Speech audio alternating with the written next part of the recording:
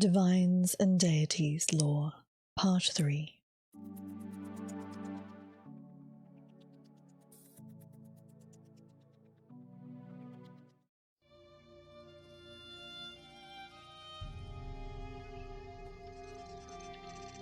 The Anuid, paraphrased. The first ones were brothers Anu and Padme. They came into the void and time began. As Anu and Padme wandered the void, the interplay of light and darkness created Nur.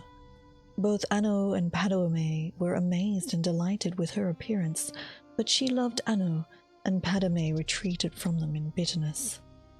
Nur became pregnant, but before she gave birth, Padme returned, professing his love for Nur. She told him that she loved only Anu, and Padme beat her in rage. Anu returned, fought Padme, and cast him outside of time. Nur gave birth to creation, but died from her injuries soon after. Anu, grieving, hid himself in the sun and slept. Meanwhile, life sprang up and flourished on the 12 worlds of creation. After many ages, Padme returned to time. He saw creation and hated it. He swung his sword, shattering the 12 worlds in their alignment. Anu awoke and fought Padme again. The long and furious battle ended with Anu as the victor. He cast aside the body of his brother, who he believed was dead, and attempted to save creation by forming the Renements into 12 worlds into one, Nirn, the world of Tamriel. As he was doing so, Padme struck him through the chest with one last blow. Anu grappled with his brother and pulled them both outside of time forever. The blood of Padme became the Daedra. The blood of Anu became the stars. The mingled blood of both became the Aedra, as evinced by their capacity for both good and evil, as well as their greater affinity for earthly affairs than the Daedra, who have no connection to creation. On the world of Nirn all was chaos. The only survivors of the 12 worlds of creation were the Elenfey and the Hist. The Elenfey are the ancestors of Mer and men. The Hist are the trees of the Argonia. Nirn originally was all land, interspersed with seas, but no oceans. A large fragment of Elenfey would landed on Nirn relatively intact, and the Elenfey living there were the ancestors of the Mer. These Elenfey fortified their borders from chaos outside, hid their pocket of calm, and attempted to live on as before. Other Elenfey arrived on Nirn, scattered amongst the confused jumble of the shattered worlds, wandering and finding each other over the years. Eventually, the wandering Elenfey found the hidden land of the old Elenfey, and they were amazed and joyful to find their kin living among the splendor of ages past. The wandering Elenfey expected to be welcomed into the peaceful realm, but the old Elenfey looked upon them as degenerates fallen from their former glory. For whatever reason, war broke out and raged across the whole of Nirn. The old Elenfey retained their ancient powers and knowledge, but the Wanderers were more numerous, toughened by their long struggle to survive on Nirn. This war reshaped the face of Nirn, sinking much of the land beneath the new oceans and leaving the lands as we know them: Tamriel, Akavir, Atmora, and Ukaeda. The old Elenfey realm, although ruined, became Tamriel. The remnants of the Wanderers were left divided on the other 3 continents. Over many years, the Elenfey of Tamriel became the Mer, the Elves. The Dwemer, Deep Ones, sometimes called Dwarves. The Kaimer, the Changed Ones, who later became the Dunmer. The Dunmer, the Dark or Cursed Ones, the Dark Elves. The Bosmer, the Green or Forest Ones, the Wood Elves. The Altmer, the Elder or High Ones, the High Elves. On the other continents, the wandering Elenfey became men, the Nords of Atmora, the Redguards of Yokuda, and the Teoski of Akavir. The Hist were bystanders in the Elenfey War, but most of their realm was destroyed as the war passed over it. A small corner of it survived to become Black Marsh in Tamriel, but most of their realm was sunk beneath the sea. Eventually, man returned to Tamriel. The Nords were first, colonizing the northern coast of Tamriel before recorded history, led by the legendary Isgramor. The 13th of his line, King Harold, was the first to appear in written history, and thus the mythic era ended. The Lunar Lorcan by Faldrune. I will not go into the varying accounts of what happened at the Adamantine Tower, nor will I relate the war of the manifest metaphors that rendered those stories unable to support most qualities in what is commonly known as narrative. We all have our favorite Lorcan story and our favorite Lorcan motivation for the creation of Nirn, as well as our favorite story of what happened to his heart. But the theory of the Lunar Lorcan is of special note. In short, the moons were and the other two halves of Lorcan's flesh divinity. Like the rest of the gods, Lorcan was a plane or planet that participated in the great construction, except where the 8 lent portions of their heavenly bodies to create the mortal plane.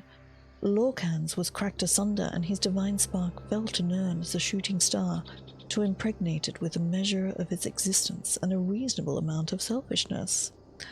Massa and Secundus, therefore, are the personifications of this dichotomy, the cloven duality of according to Artaeum, that the Lorcan legends often rail against, the ideas of anima, animus, good, evil, being, nothingness, the poetry of the body, throat and moan, silence as the abortive, and so on, all set in the night sky as Lorcan's constant reminder to his mortal issue of their duty. Followers of this theory hold that the other heart stories are the mythic degradations of the true origin of the moons, and it needn't be said that they observe the hollow crescent theory as well. Vivec and Mephala. Who is Almcivi? Morrowind is a holy country, and its gods are flesh and blood. Collectively, these gods are called the Tribunal, the Triune Almcivi, 3 deities exemplifying Dunmeri virtues. Almalexia is mercy, Vivec is mastery, and Sothosil is mystery. Vivec is easily the most popular of them all.